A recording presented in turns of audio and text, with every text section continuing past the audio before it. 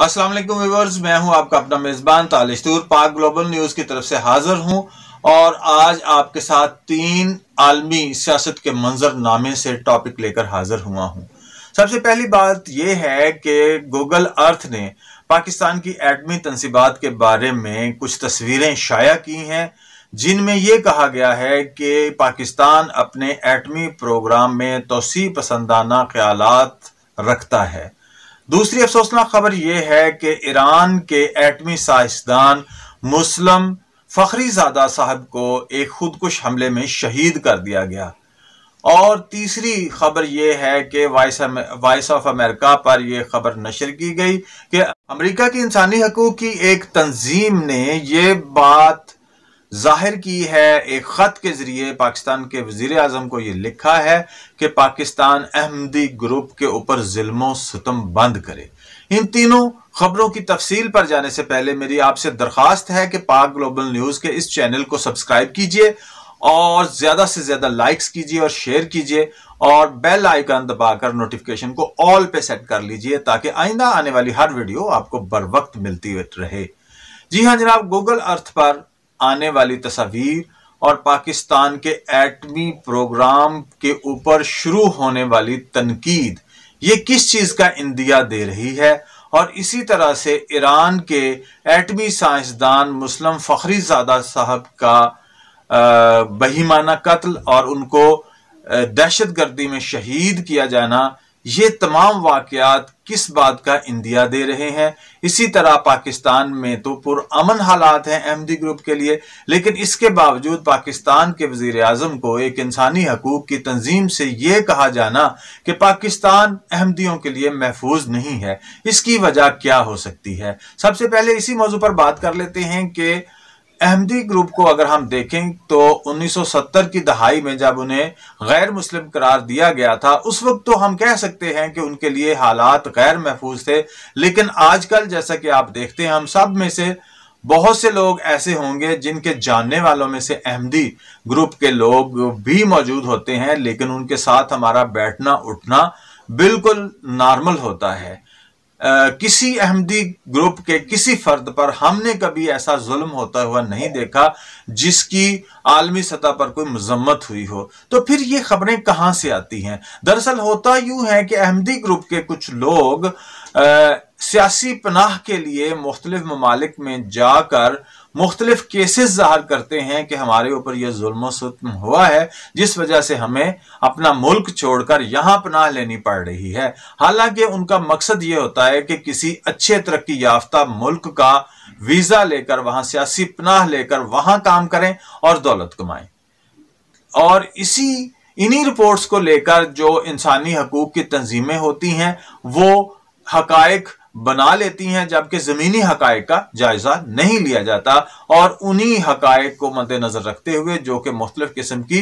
कागजी रिपोर्ट्स होती हैं उनको मद्देनजर रखते हुए ये इंसानी हकूक की जो तंजीमें हैं ये अपना नजरिया कायम करके दूसरे मुल्कों से राब्ता करना शुरू कर देती हैं। जबकि अगर हम देखें तो भारत में सबसे ज्यादा इंसानी हकूक की खिलाफ वर्जियां होती हैं, लेकिन उसके ऊपर अभी आवाजें उठना शुरू तो हुई हैं, लेकिन उस लिहाज से अभी भी आवाजें नहीं उठ रही जिस लिहाज से वहां पे इंसानी हकूक की खिलाफ वर्जियां होती हैं। दूसरी बात यह है कि हमारे ऊपर पाकिस्तान की हुकूमत के ऊपर मुसलसल दबाव है कि हम इसराइल को तस्लीम कर लें। अच्छा, बहुत से दोस्त ये सवाल करते हैं कि अगर पाकिस्तान इसराइल को तस्लीम नहीं करता तो पाकिस्तान का क्या नुकसान है, और अगर पाकिस्तान इसराइल को तस्लीम नहीं करता तो इसराइल का क्या नुकसान है, या फिर अगर तस्लीम कर लेता है तो फिर इससे इसराइल को क्या फायदा होने वाला है। दरअसल पाकिस्तान वाहिद न्यूक्लियर मुल्क है, पाकिस्तान इस्लामी दुनिया का वाहिद न्यूक्लियर मुल्क है, इस वजह से इसकी अहमियत कलीदी हैसियत रखती है। पाकिस्तान के पास एटमी ताकत मौजूद है, इसलिए पाकिस्तान की अहमियत पूरी इस्लामी दुनिया में बहुत वाज़ेह है। इसके अलावा पाकिस्तान पूरी इस्लामी दुनिया का वाहिद मुल्क है जिसकी फौज सबसे ज्यादा मजबूत फौज है। بس یہی وجہ ہے کہ اسرائیل چاہتا ہے کہ اس قسم کے ممالک کو اپنے ساتھ ملا کر وہ مستقبل میں سپر پاور کے جو خواب دیکھ رہا ہے وہ یہ چاہ رہا ہے کہ اگر پاکستان جیسا اسلامی دنیا میں بنیادی اکائی کی حیثیت رکھنے والا ملک اگر اسرائیل کو تسلیم کر لیتا ہے تو سعودی عرب جو کہ مرکزی حیثیت رکھتا ہے وہ بھی اسے بھی اسرائیل کو واضح طور پہ تسلیم کرنے میں کوئی آر محسوس نہیں ہوگی۔ اب ہم آتے ہیں کہ اسرائیل کو نقصان کیا ہے۔ دیکھیے اگر پاکستان تسلیم نہیں کرتا تو اسرائیل کو یہ خدشہ ہے کہ یہ کہیں ایران کے ساتھ شامل نہ ہو جائے، کیونکہ ایران واحد اسلامی ملک ہے جو کہ امریکہ اور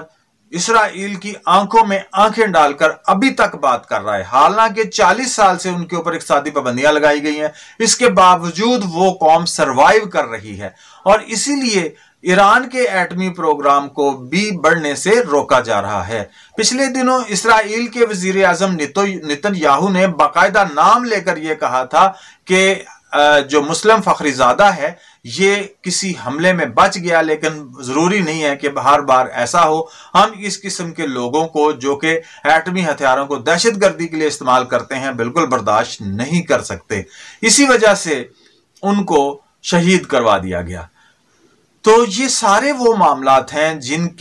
جن کا تعلق براہ راست اسرائیل سے بنتا ہے، یعنی پاکستان پر صحافتی دباؤ بھی ہے، سفارتی دباؤ بھی ہے، معاشی دباؤ بھی ہے، اور ہاں پاکستان کو بہت سی آفرز بھی ہو رہی ہیں کہ اگر پاکستان اسرائیل کو تسلیم کر لے تو پاکستان کے تمام قرضے بھی دور کیے جا سکتے ہیں اور پاکستان کے اوپر ڈالروں کی بارش بھی ہو سکتی ہے۔ لیکن پاکستان کی حکومت کا واضح موقف ہے کہ ہم اسرائیل کو تسلیم اگر کریں گے تو اس کا مطلب یہ ہے کہ ہم فلسطین کے مسلمانوں کے ساتھ بے وفائی کر رہے ہیں۔ اب دیکھنا یہ ہے کہ کس حد تک پاکستان کی حکومت اپنے اس موقف پر قائم و دائم رہ سکتی ہے۔ ہماری دعا ہے کہ اللہ تعالی ہمارے حکمرانوں کو اسی قسم کی استقامت عطا فرمائے، کیونکہ دیگر تمام اسلامی ممالک کے جو حکمران ہیں وہ تو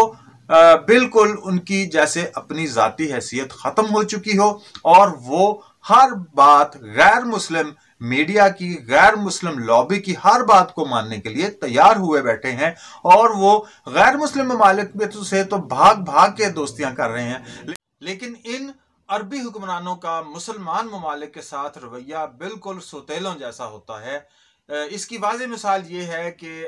حال ہی میں UAE نے پاکستانیوں کے لیے وزٹ ویزا اور ورک ویزا بھی ختم کر دیا۔ اس کی وجہ یہ ہے کہ بہت سے بزنس مین UAE میں اپنی انویسٹمنٹ کیے ہوئے بیٹھے ہوتے ہیں، اور وہ اگر وزٹ ویزا لے کر وہاں نہیں جا پائیں گے تو ان کا بزنس ڈسٹرب ہوگا، اور اس طرح سے بھی پاکستانی حکومت پر دباؤ بڑھایا جا سکتا ہے۔ بہرحال بہت طرح سے، ہر طرح سے پاکستان پر دباؤ بڑھانے کی کوشش کی جا رہی ہے، لیکن ساری قوم حکومت کے ساتھ ہے،